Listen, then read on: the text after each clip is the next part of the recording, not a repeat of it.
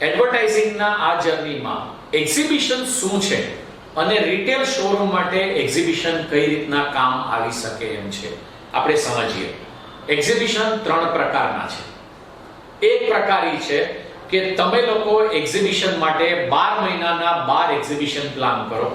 તમારા આજુબાજુમાં 100 કિલોમીટરમાં એવા ગામડાઓ અને એવા નાના કસ્બાઓ આઈડેન્ટિફાઈ કરો જ્યાં તમે એક 5 કે 10 કિલો અલગ મટીરીયલ લઈને અલગ ગામડાઓમાં અલગ ફંક્શન હોલમાં કે આપણે હોટેલ્સમાં જઈને નાના એક્ઝિબિશન્સ કરી શકો, જેનાથી ઈ ગામડાઓના કસ્ટમર તમારી પાસે 3 દિવસ માટે કે 5 દિવસના એક્ઝિબિશનમાં આવીને એનરોલ થાય અને તમને બિઝનેસ આપે. બીજો છે તમારા જ ગામમાં દર વર્ષે 2 વાર મોટી હોટલમાં લઈને સારા વીઆઈપી કસ્ટમરને, સારા તમારા કસ્ટમરોને ઇન્વિટેશન આપીને એક્ઝિબિશન્સમાં એ લોકોને તેડાવવું, બોલાવવું, રિક્વેસ્ટ કરવું અને એમાં કંઈક એવી ડિઝાઇનો અને ઓફરનો લાલચ આપવું જેથી એમને પણ આવવાની મજા આવે. એમાં પર્સનલ ટચ આપવું બહુ જરૂરી છે, જેનાથી એના સાથે તમે જોડાશો અને આગળ પણ કન્ટિન્યુઅસ વેપાર કરી શકશો. ત્રીજું છે શોરૂમના અંદર વર્ષમાં 3 વાર એક્ઝિબિશન કરવું.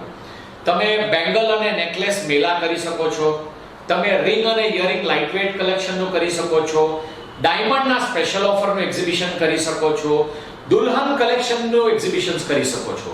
વર્ષમાં 3 થી 4 એક્ઝિબિશન્સ જ્યારે શોરૂમમાં કરશો તો ઘણી બધી માત્રામાં કસ્ટમર આવવાની સંભાવના છે નવી વેરાયટી જોવા આવવા માટે.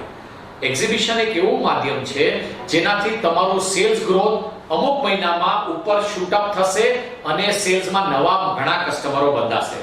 એક્ઝિબિશન માટે તમારે પર્સનલ ઇન્વિટેશન પણ આપવું પડશે, તમારે નાના WhatsApp વિડિયોઝ અને ક્રિએટિવ્સ બનાવીને એન્ગેજ કરવા પડશે, તમારે એ લોકોને ટેલિકોલિંગ કરીને એ લોકોને તેડાવવા પડશે, તમારે એને વિડિયો નાના ઓડિયો શૂટ કરીને મોકલાવવા પડશે. ઘણા બધા એવા માધ્યમ છે જેનાથી પર્સનલ ઇન્વિટેશન કરીને એ લોકોને મોકલાવવા પડશે.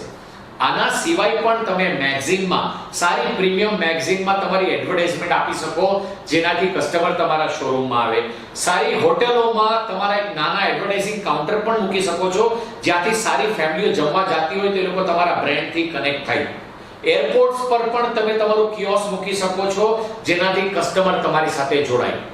તમારો શોરૂમની સાઈઝ અને વેરાયટી અને કેવું કામકાજ છે એ હિસાબથી તમે આ બધું એડવર્ટાઇઝિંગને સમજીને કોઈ પણ 3, 4, 5, 6 એક્ટિવિટીને આખા વર્ષ માટે ડિઝાઇન કરો અને તમારો શોરૂમમાં જે સેલ્સ રોજનું 100 ગ્રામ આવતું હોય તો એને 150 પર લઈ જાઓ, 150 આવતું હોય તો 200 પર લઈ જાઓ, કિલો આવતું હોય તો 1.5 કિલો પર લઈ જાઓ.